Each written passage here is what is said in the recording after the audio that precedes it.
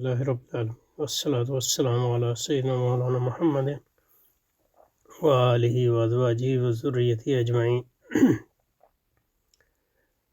اللهم أرنا الحق حقا وارزقنا اتباعه وأرنا الباطل باطلا وارزقنا اجتنابه. اللهم أرنا حقائق الأشياء كما هي. اللهم أرنا حقائق الأشياء كما هي. اللهم أرنا حقائق الأشياء كما هي. رب زدني علما، رب زدني علما، رب زدني علما. صلى الله تعالى على خير خلق محمد وآله وأصحابه وأزواجه وذريته أجمعين. Amen. Okay, so we are here in order to understand Kant's doctrine.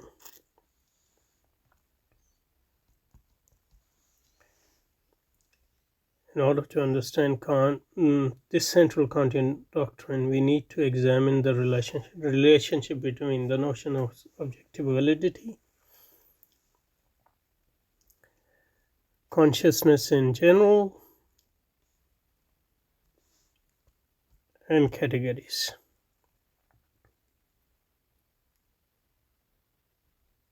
Okay, so there are three concepts. So we have three concepts. The first one is of objective validity.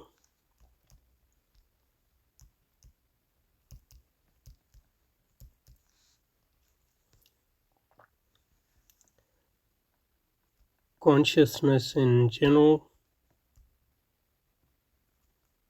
and categories.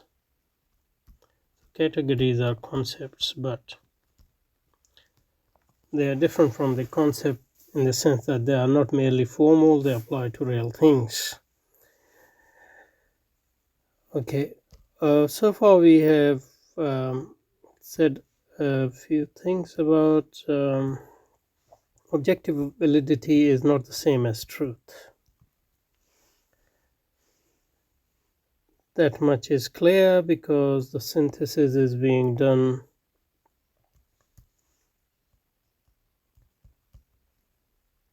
by a self, so there is a self input which can't be subtracted from our knowledge. So that means our knowledge is not the same thing as things as they are. Consciousness in general, so far what we have learned is that it is not the empirical self, and it is not a logical self either, and categories are concept per concept. They are different from concepts in the sense that they apply to real things. So far, so what Allison is saying that this doctrine is, these three concepts are important for understanding Kant's distinction between judgments of experience or judgment of perception, or the difference between Kant judgments and Hume judgments, that is Allison's terms. Okay, so in order to understand the central Kantian doctrine, we need to examine the relationship between the notions of objective validity, consciousness in general, and categories. Beginning with the first of these, the key passage is the claim that objective validity and necessary universal validity for everyone are interchangeable concepts. This means that I make a claim that purports to be objective. That means that when I make a claim that purports to be objective, that is one about how things are, rather than about how they appear to me under certain circumstances, I am implicitly assuming that I am judging the matter as I ought to judge it, and I thereby also assuming that every other cognizer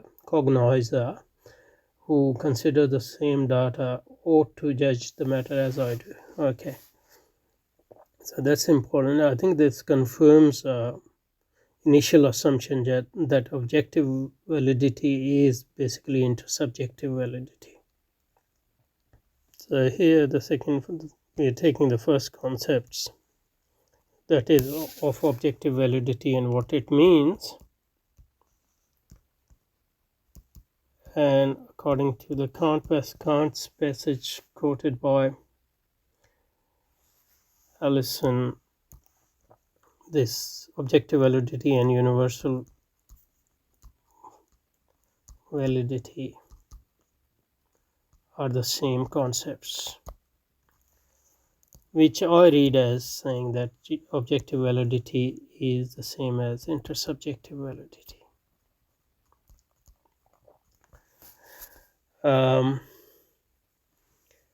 Because if the objective validity is not based on truth, and if it is not a subjective validity, then there's no other way to, or at least not to my mind at this point, then, or at least not in the Kantian system or Kantian-like system, but to read objective validity as universal validity or intersubjective validity. Because now, what is intersubjective validity or universal validity? So we have these three concepts now: objective validity, universal validity, and intersubjective validity. Because because knowledge is a relation between subject and object.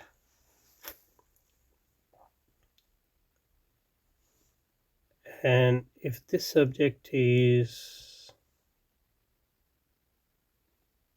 an empirical subject, or rather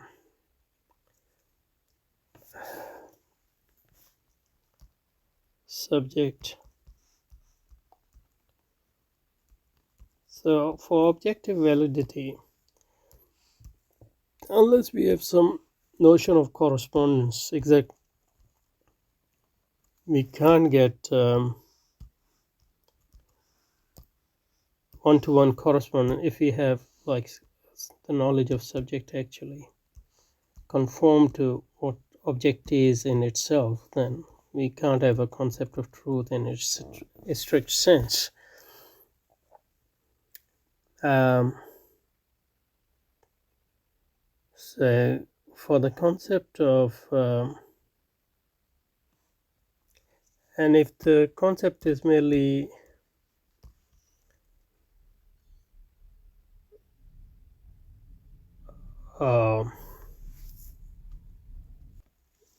if the knowledge is considered as what appears to me,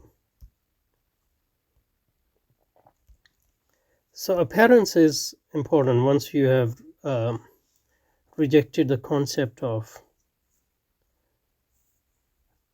knowledge based on correspondence to the reality as it is in itself, appearance is important.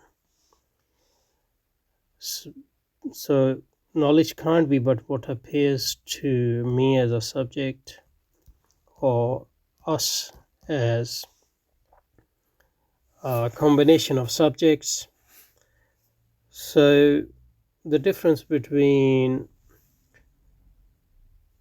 subjective knowledge and objective knowledge would be the difference between how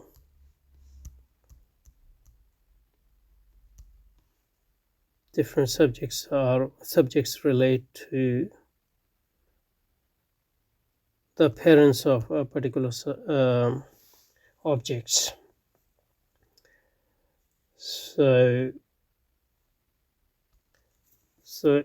if it is just subject to me as appearance to me as a subject here and now, and if the object is what appears to me here and now, and it's exhausted by this, then it's a subjective knowledge, if you can call it so. Now, intersubjectivity can also be, intersubjective knowledge is knowledge which, so there's the object, so object must have certain consistency in the sense that appears to me but it also appears to another subject and another subject in the same matter, so we can intersubjectively realize some common appearances. But this intersubjectivity can also be based on just empirical generalization, that intersubjectivity here and now or in certain circumstances. So that's not what corresponds to objectivity or objective validity. So there can be intersubjectivity which is probably present in Hume, which is empirical generalization, or empirical consistency or constancy. But that is also contingent. So that's why we need a concept of universal validity. Okay. So from this we learned that universal validity can't be based on in any type of intersubjective. It must be based on intersubjectivity for everyone, everywhere.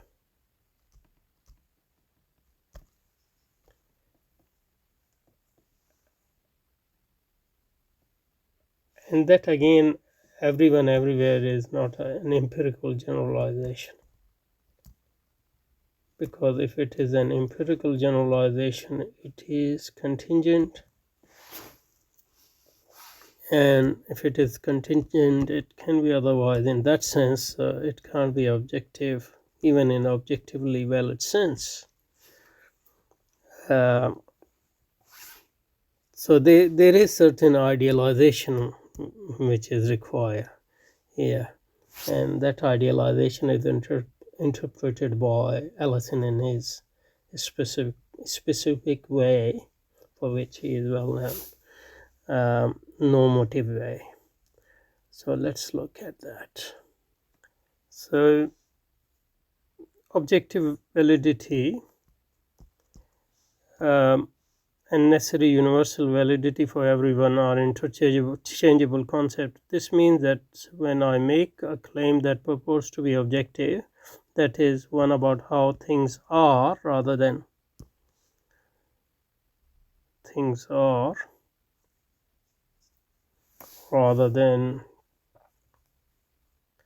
how they appear to me under certain contingent circumstances. Now the thing is, this difference or this distinction. In Kant,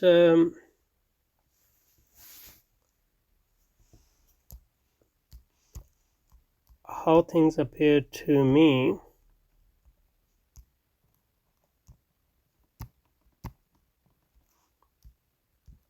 under certain contingent circumstances. So that's a, and also how things appear to us, a specific community under certain contingent circumstances. But then we can go on to how things appear to us as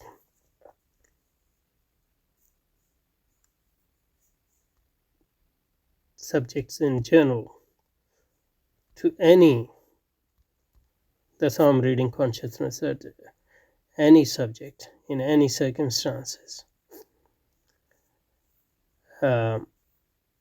all the time.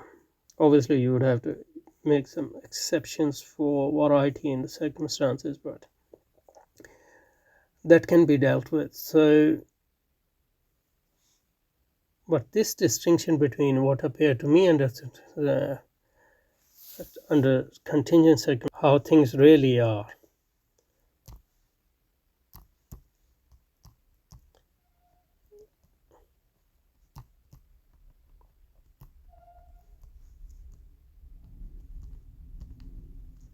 appear to me or us, depending on how we define us.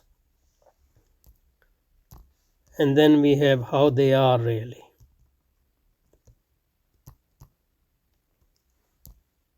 Now, obviously, we can't have access to, at least in strict Kantian sense, to how things really are, because we must see things according to our own, from our own perspective, irrespective of how constant or consistent that perspective is, and irrespective of how you define we.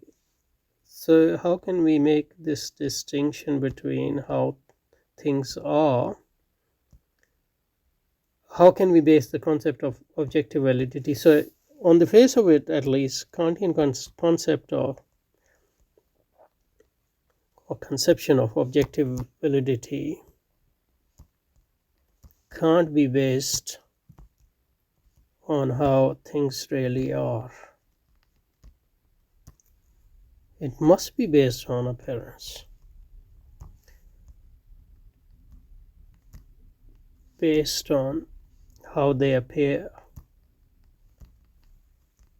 to us. Now, how they so that's my critique of how initial critique of anyway. Maybe I've totally misunderstood him, or maybe he will correct himself, or maybe he will add things as we go along.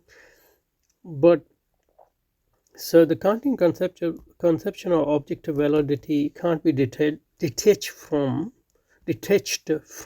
how things appear to us.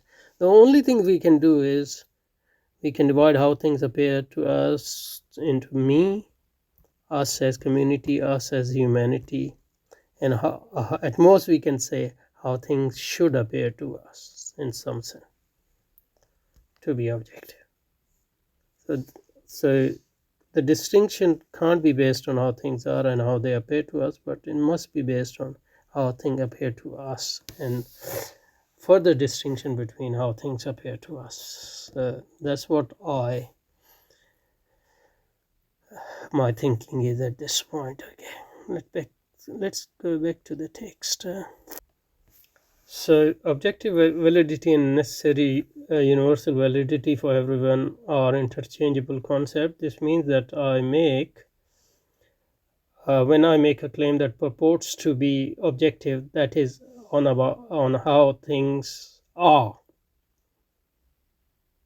I'm reading it as how things really are, or they are in themselves. This seems to me the same thing. Then about how they appear to me under contingent circumstances, that it's contingent to me,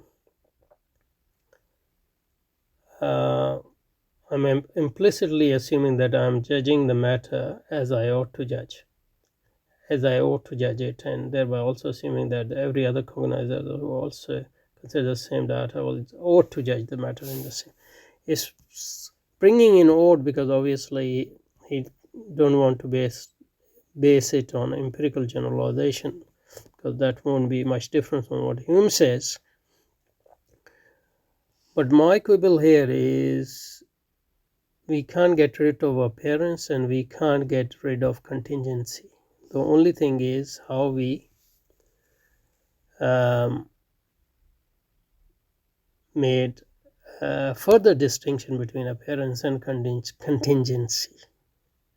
Okay, so at this point, at least, what seems to me is that objective validity can't be based on as things are, but only on as things appear to me, or to us, or to humanity, or should appear to us. And circumstances are always going to be contingent, but contingency has different levels around here. And if it should, then maybe there's something